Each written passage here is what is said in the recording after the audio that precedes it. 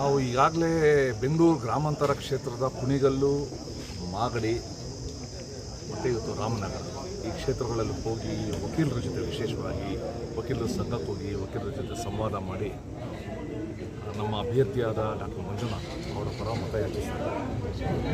ವಿಶೇಷವಾಗಿ ಈ ಕ್ಷೇತ್ರಕ್ಕೆ ಬರೋಕ್ಕೆ ಕಾರಣ ಏನು ಅಂತಂದರೆ ಡಾಕ್ಟರ್ ಮಂಜುನಾಥ್ ಅವರ ವ್ಯಕ್ತಿತ್ವ.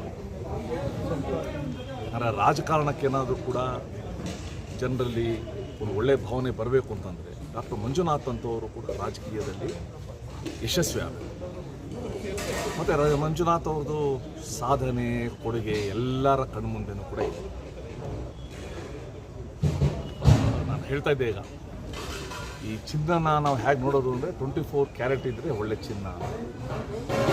ಸೊ ಹಾಗೆ ವ್ಯಕ್ತಿಗಳಲ್ಲಿ ಒಂದು 24 ಕ್ಯಾರೆಟ್ ವ್ಯಕ್ತಿತ್ವ ಇರೋದು ಡಾಕ್ಟರ್ ಮಂಜುನಾಥ್.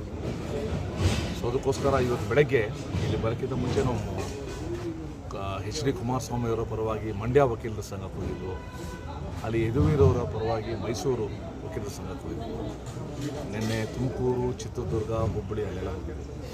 ಒಟ್ಟಾರೆ ರಾಜಕೀಯ ವಾತಾವರಣ ಮತ್ತು NDA, JDS ಮತ್ತು BJP ಕಾರ್ಯಕರ್ತರ ಉತ್ಸಾಹ ನೋಡಿದಾಗ ವಿಶ್ವಾಸ ಬಂದಿದೆ. ಬೆಂಗಳೂರು ಗ್ರಾಮಾಂತರದಲ್ಲಿ ಈ ಬಾರಿ ಜನ, ಇಡೀ ದೇಶ ಗಮನಿಸ್ತಾ ಇರುವ, ಅಪೇಕ್ಷಿಸ್ತಾ ಇರುವ, ನಿರೀಕ್ಷಿತ ಸಂದೇಶ ಇಲ್ಲಿನ ಮತದಾರರು ಕೊಡ್ತಾರೆ ಅಂತ ವಿಶ್ವಾಸ ಇದೆ. ಸರ್, ಡಾಕ್ಟರ್ ಮಂಜುನಾಥ್ ಅವರು ಅಂದರೆ ರಾಜಕೀಯೇತರವಾಗಿ ಆಯ್ನೆಲ್ಲಿಂದ ಬಂದಿರುವಂಥವ್ರು.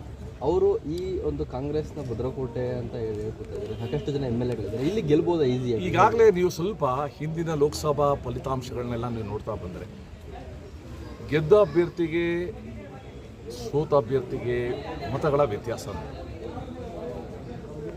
ಇಲ್ಲಿ 4 ಅಂಶಗಳಿವೆ. ಮೊದಲನೇ ಅಂಶ BJPದು, JDSದು ಇರುವ ವೋಟ್ಗಳ ಪ್ರಮಾಣ. ಎರಡನೇದು ಮೋದಿಯವ್ರ ಬಗ್ಗೆ ಇರುವ ಅಪಾರವಾದ ಒಂದು ವಿಶ್ವಾಸ. ನಾಲ್ಕನೇದು ಮಂಜುನಾಥ್ ಅವರ ಜನಸೇವೆ ಬಗ್ಗೆ ಜನಕ್ಕೆ ಇರುವ ಒಂದು ಗೌರವ. ಐದನೇದು ಈ ಕ್ಷೇತ್ರದಲ್ಲಿ ನಾವು ಕಾಣ್ತಾ ಇರುವ ಒಂದು ಅಟ್ಟಹಾಸ ಏನಿದೆ, ರಾಜಕೀಯ ಅಟ್ಟಹಾಸ, ಅದರ ವಿರುದ್ಧ ಜನತೆಗೆ ಇರುವ ಒಂದು ಸಾತ್ವಿಕ ಆಕ್ರೋಶ. ಈ 4 ಸಂಗತಿಗಳ ಪರಿಣಾಮವಾಗಿ ರಾಜಕೀಯಕ್ಕೆ ಭಾಳ ಹೊಸಬರಾಗಿರೋದೇ ಮಂಜುನಾಥ್ ಅವರ ಒಂದು ಪ್ಲಸ್ ಪಾಯಿಂಟ್. ಅವರ ರಾಜಕಾರಣಿ ಥರ ನೋಡೋದಿಲ್ಲ, ಸಮಾಜ ಸೇವಕ, ಸಮಾಜನ ನಿರ್ಮಾಣ ಮಾಡುವ ಒಬ್ಬ ವ್ಯಕ್ತಿ ಅಂತ ಜನ ಇವತ್ತು ನೋಡ್ತಾ ಇದ್ದಾರೆ. ಮತ್ತು ಬೇರೆಯವರು ಹೇಳ್ಕೋಬೇಕು ಸಾಧನೆ, ಮಂಜುನಾಥ್ ಅವರ ಸಾಧನೆನೇ ಎಲ್ಲರಿಗೂ ಕೂಡ ಗೊತ್ತು. ಸೊ ಈ ದೃಷ್ಟಿಯಿಂದ ಅವ್ರ ರಾಜಕೀಯಕ್ಕೆ ಹೊಸಬರಿದ್ದರೂ ಕೂಡ ಅವರ ಹೆಸರು ರಾಜಕೀಯಕ್ಕೆ ಹೊಸದಲ್ಲ. ನೋಡಿ, ಇಷ್ಟು ವರ್ಷಗಳು ಕೂಡ ಅವ್ರು ಯಾರು ಅಳಿಯ ಅಂತ ಯಾರಿಗೂ ಕೂಡ ಗೊತ್ತಿರಲಿಲ್ಲ, ತೋರಿಸ್ಕೊಳಕ್ಕೆ ಹೋಗಲಿಲ್ಲ. ಅವರೊಬ್ಬರು ವೃತ್ತಿಪರ ವೈದ್ಯರಾಗಿ, ಅಂತಃಕರಣದಿಂದ ಕೂಡಿದ ವೈದ್ಯರಾಗಿ ಅವರು ಕಾರ್ಯ ಮಾಡಿದ್ದಾರೆ. ಸೊ ನನಗೆ ಇದೆಲ್ಲ ನೋಡಿದಾಗ, ಇದನ್ನೆಲ್ಲ ಅಸೆಸ್ಮೆಂಟ್ ಮಾಡಿದಾಗ, ಜನರ ಹತ್ರ ಹೋದಾಗ, ಭೇಟಿ ಮಾಡಿದಾಗ ವಿಶ್ವಾಸ ಇದೆ. ಇಡೀ ಕ್ಷೇತ್ರ, ಇಡೀ ದೇಶ ಗಮನಿಸ್ತಾ ಇರೋ ಕ್ಷೇತ್ರ ಅಂದರೆ ಇವತ್ತು ಬೆಂಗಳೂರು ಗ್ರಾಮಾಂತರ.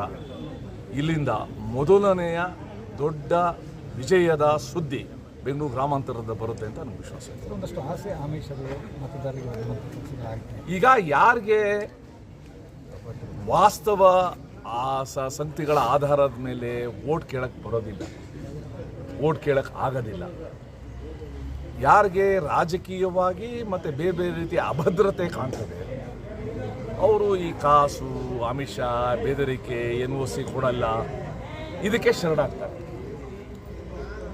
ಜನ ಇವತ್ತು ಭಾಳ ಬುದ್ಧಿವಂತರಾಗಿದ್ದಾರೆ. ಈ ರೀತಿ ಆಮಿಷಗಳೆಲ್ಲ ತಿರಸ್ಕರಿಸಿ ಅವರು ತಮ್ಮ ಇಚ್ಛೆಯನ್ನು, ಸದಿಚ್ಛೆಯನ್ನು, ಸದುದ್ದೇಶವನ್ನು ಪ್ರಕಟ ಮಾಡ್ತಾರೆ. ಮತ್ತು ಕೆರೆಯ ನೀರನ್ನು ಕೆರೆಗೆ ಚೆಲ್ಲಿ ಅಂತ ಭಾಳ ಹಿಂದೆ ಗಾದೆ ಇದೆ. ಯಾವುದೋ ದುಡ್ಡು ಎಲ್ಲೋ ಚೆಲ್ತಾರೆ. ಆದರೆ ಮತದಾರರು ಭಾಳ ವಿವೇಚನೆ ಬಂದಿದೆ. ನನ್ನ ಮಕ್ಕಳ, ನನ್ನ ಮೊಮ್ಮಕ್ಕಳ ಮುಂದಿನ ದಿನಗಳಿಗೆ ಎಂಥ ವಾತಾವರಣ ಇರಬೇಕು ಅಂತ ಅವ್ರು ಚೆನ್ನಾಗಿ ಗ್ರಹಿಸಿದ್ದಾರೆ. Thank you.